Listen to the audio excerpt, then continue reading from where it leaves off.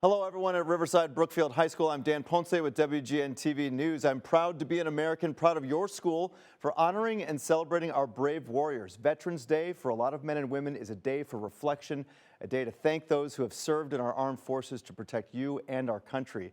Veterans are important because they have fought for our country, they protect other countries, and first and foremost, they bring aid to the less fortunate. There's a phrase, all gave some and some gave all. In other words, veterans have put their lives on the line for our freedom. Congratulations, Riverside Brookfield High School students and staff. You are keeping veterans in our thoughts and celebrating one of our country's most important holidays.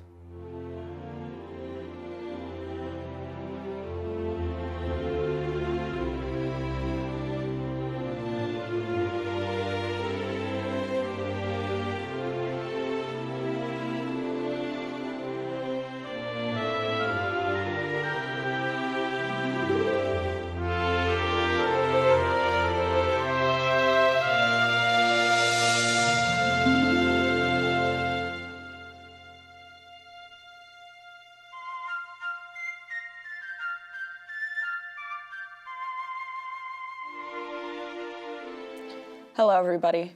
My name is Brooke Craig. Welcome to our program. If everyone will please rise and remove all hats to say the Pledge of Allegiance. I pledge allegiance to the flag of the United States of America and to the republic for which it stands, one nation, under God, indivisible, with liberty and justice for all. Thank you. Hello, I am John Fields, social studies teacher at Riverside Brookfield High School, and it is my great pleasure to welcome you to the 2021 Veterans Day performance. Veterans Day is a day when we reflect and thank all those veterans who have served or are currently serving this great country of ours through all the sacrifices they have made to protect and ensure our freedom and security. We have a number of performances today, and especially are thankful for all the local veterans who have given interviews so that we can learn and understand the meaning of Veterans Day today. Thank you.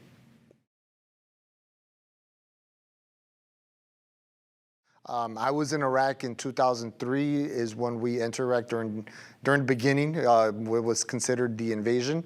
I was there for 18 months, so I spent a year and a half in country from February of 2003 to September of 2004. The reasoning for that long, because we were extended many times, one of the times that we were extended was the first offense on Fallujah. So there was a lot of problems that were coming out of Fallujah. It's a town in Iraq. I'd say it's about north to northwest of Iraq, near kind of close to Baghdad. So there was a lot of stuff happening going on there, and at the time what happened was they hung these civilian contractors off a bridge. They were members of Blackwater. They were Americans. They weren't supposed to go through there. They decided they thought it was a shortcut, and they paid the ultimate price, which was they were killed, murdered, and paraded to the streets. So they hung these civilians on the bridge. That's when President Bush decided to make a big announcement and said, hey, to the people of Fallujah, if you don't want any part of this, you need to leave now. He said that we are going to go into Fallujah, we are going to take the city by any force, and anybody left there when we do will be deemed enemy. So we were 2 days from going home. I'm talking, we didn't have our weapons anymore, we didn't have our vehicles, anything like that. We had a formation in the morning telling us that we are being extended because of this incident. We need to go support the retaking of Fallujah. So that evening we wind up on ships, finding our vehicles, finding our weapons, getting all that off. By the end of the night, we're on the Kuwaiti airport flight line. Planes were landing and rolling right up to our vehicles. These guys would come in these conveyor belts and vehicles and start loading off rockets, all that stuff onto the trailers. So by that night, we were on the Kuwait-Iraq border maybe by 2 in the morning.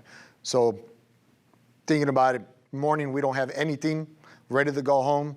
By the night we know we're there for who knows undetermined amount of time, and we're back locked and loaded on the border of Iraq and Kuwait. Our people and the Vietnamese shot the Viet Cong to pieces, and they were, in theory, we had 3 battalions in our area of operations in that area, and in point of fact, you never saw more than a squad, which is to say, I never saw more than 5 or 6 people who were the enemy, and you only saw them for an instant because they were running away. We were trying to, literally, we would go out, we would helicopter out into the boondocks initially, and we would land, we would get off, we would move away from where the helicopter landed, we would have a goal like a trail or something that we knew about, and we would go out and we would ambush the trail and try to get some Viet Cong that way. The trick was, as far as I was concerned, to get them without them getting us. Our job, when I was there, we fell in on an infantry unit, and I was KBR escort. So we escorted the civilian truck to go pick up anything disabled outside of the wire for, I think it was a 6-mile radius all the way around Balad, Iraq. We also had a plane crash, so we had to pick up bodies from that plane crash that crashed outside of our post. There was just a lot of disabled, like you knew someone had passed because of the smell. A lot of my missions were done around 3 a.m. to 5 a.m. in the morning. So wasn't very bright outside. I was a lead gun truck driver. It was just eerie. It was the eerie feeling, and the feeling that, you know, when I was on the gunner's mount and being up there, the only thing I could tell, because immediately when something happens, the first thing you do is look, where's it coming from, who's doing it? And there was a lone guy on a scooter going on the opposite lane, the opposite direction. Now, you can't just open fire on the first thing just because you think that's somebody. You can't just go and snatch up somebody just because you think that they were involved. And at the time, as soon as this explosion happened, I see this one guy on a scooter go. I couldn't do nothing about it. I couldn't take him out. All I could do is watch him drive away. In my opinion, I think he was the one that set off the IED. That's what makes this one time rough, because it's not that I could have done anything to prevent it, but knowing that I could have seen, or knowing that I thought that that was a person and couldn't do nothing about it, I think that's what made it such a rough time. But a long story short, the two Black Hawks came in, picked up the bodies. The bodies were all deceased, and flew off with them. And the eerie thing about combat, which causes a lot of PTSD, is you have to learn what's called turning off switches. And so as soon as this is over, you know, as soon as the helicopters pick up the bodies and they fly off, we commence. We commence back where we left off. Get back in your vehicles. We start driving. We keep going, laughing, joking, and it's like and nothing ever happened. And I think those are some of the things that really cause a lot of PTSDs, because when we come back here, you know, there is nothing to teach us how to turn those back on.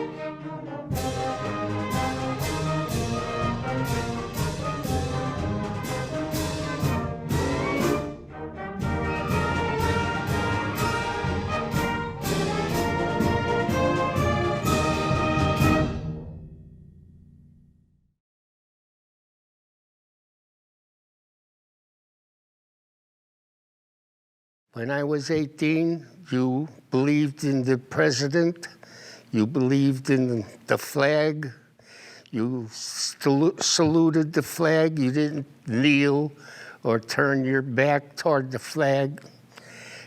And it was, I guess, a real different generation.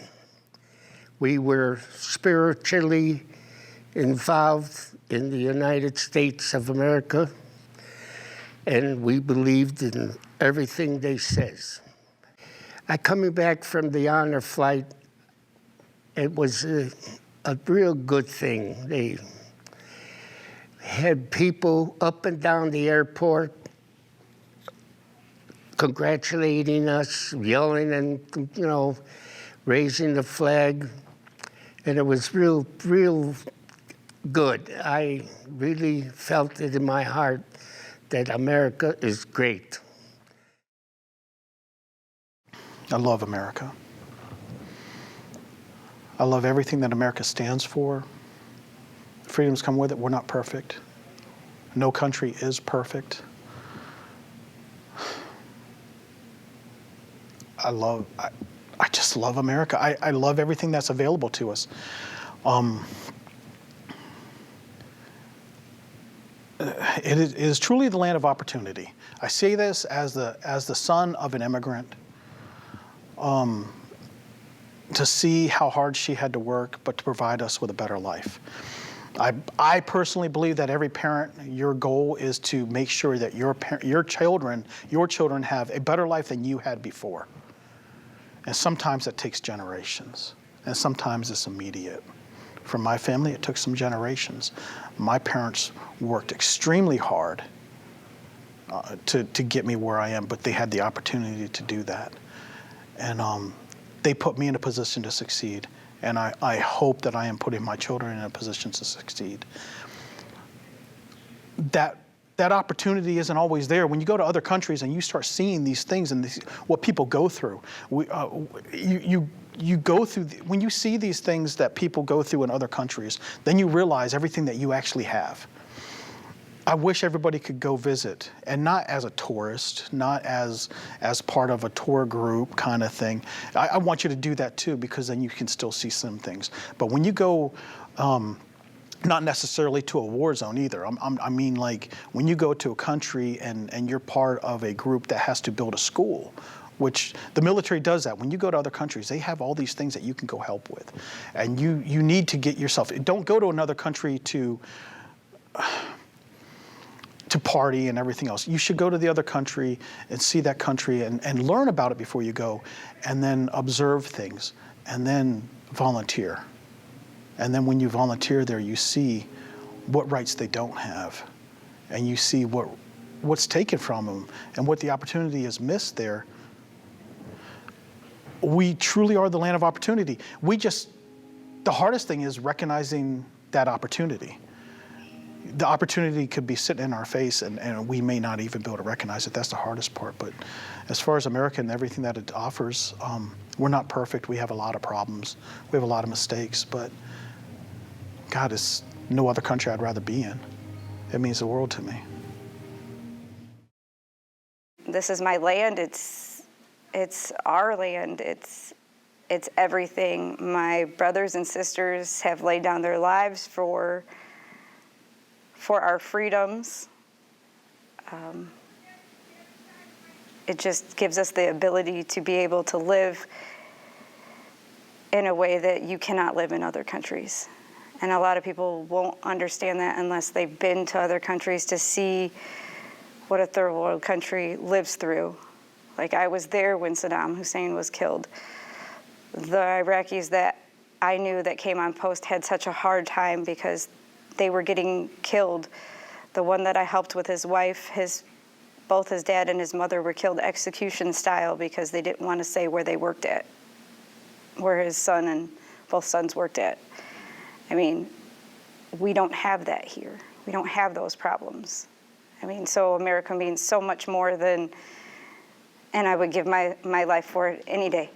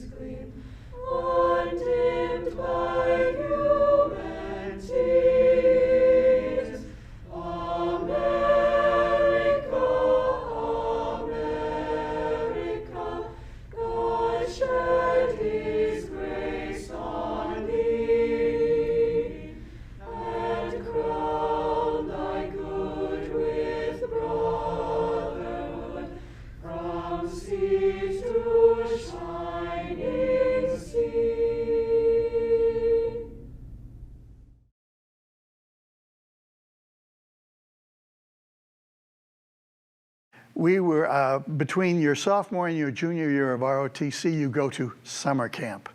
And you're there. This is a bunch of the reservists who are, the cadre there, are people who are doing their 2 weeks reserve time, their reserves or National Guard. And we had an especially obnoxious sergeant in our company. And he was marching us back from the rifle range. And we had guys who had had a bad time on the rifle range, and it had been a long day. And we are marching back, and he's razzing us, and he's giving us a bad time. And he says, "Why don't you sing a song like you always do?" And nobody had a song. And then one guy in the first platoon starts up with, "Who's the leader of the club that's made for you and me?" And we are all singing the Mickey Mouse Club March for this guy. And he's looking around, what are people thinking of me if I'm, who's the leader? M-I-C-K-E-Y-M-O-U-S-E. And it was a fun time. It kind of broke the spell and made our day.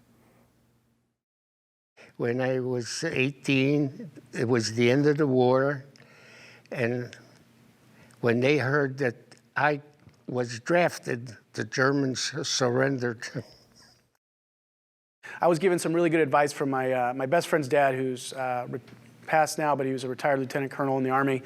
The night before I left for boot camp, told me, "Don't come in first, don't come in last, and never volunteer for anything, and you'll do fine in boot camp." And that was true. I feel like I kind of skated through boot camp pretty easily. I was in 18, so I was in 18-year-old shape, and I know there's some other people that were in a little bit older that were struggling physically, but as an 18-year-old, it was pretty easy physically. Boot camp is more about mental. They kind of break you down mentally and kind of rebuild you to do what they want you to do. So as long as you can handle the physical aspect and mentally you can handle it, it's pretty easy.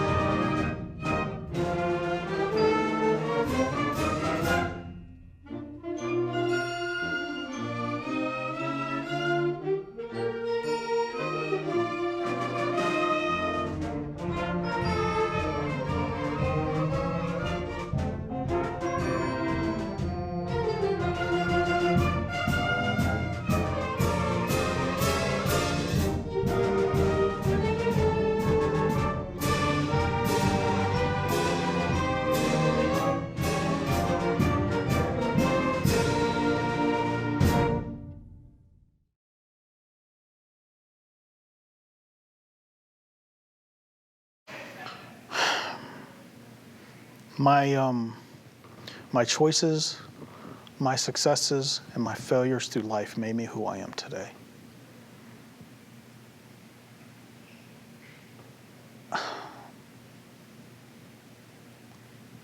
Sometimes I regret not doing a full 20 years. I do have that regret. I loved it very much. I loved it very much. I have other responsibilities now. I have other responsibilities, and I am not the foremost person in those responsibilities. So sometimes I regret, but not staying in. But man, I got a wonderful family, wife, 2 kids, and I'm watching my kids succeed. I can't change that. I don't want to change that. Because if I did change that, I wouldn't have those 2 kids. You know, there's nothing more fulfilling than seeing your kids succeed. Of course, I have minor regrets, but you know what? I wouldn't be who I am if I changed my past. So, I mean, there's some times when I wish I would have said a kinder thing to somebody, you know, spent more time with a friend lost. But my pains and my joys make me who I am. So I am where I am, and it is what it is.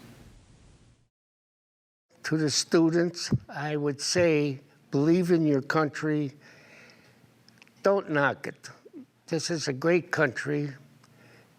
It looks out for you, and be happy that you're in the United States and not in some European country where it's under the rule of a dictator. Be lucky that you got the choice of voting for a president when you get to be 18. And just be happy that you're in America. In life, it has its ups and its downs. Especially when the older you get, you start to realize that you have to take the good with its bads. And no matter what in life, there's gonna be bads. And for others, there's worse. Matter of fact, there's always gonna be worse. There's always gonna be someone that has it worse than you. So I guess the best thing to say is always count your blessings, learn from the things that you've done and the experiences that you've had, and just learn to enjoy life the best that you can, because we only get one. I mean, of course, I always wanted to stay in longer. I felt like I had more to do. But in hindsight, I came home alive. I was supposed to be deployed 2 times before that, but paperwork kept getting messed up. I was already transferred for one. My unit, we lost a soldier. So I always think that there was divine intervention in that I came home, but at what cost? But then I look at it and I'm saying, well, there's reasons. I have something to give, so I can help. You know, if the military is interesting to you, I think you should pursue it. There's a lot of different opportunities within the military to kind of, again, provide opportunities later on, you know, whether it's paying for school or learning a skill or a job. I think the military has a lot to offer. You know, it provides a path for people who may not have some other options, you know, whether it be financially or academically. And so it does provide those opportunities. And so I think if that's something that you're interested in, then you should absolutely pursue it.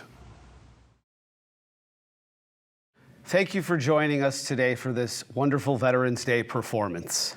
Please remember that though we may criticize the war, we never condemn the warrior for the sacrifices they have made.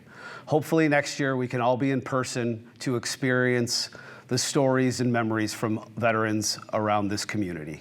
Thank you.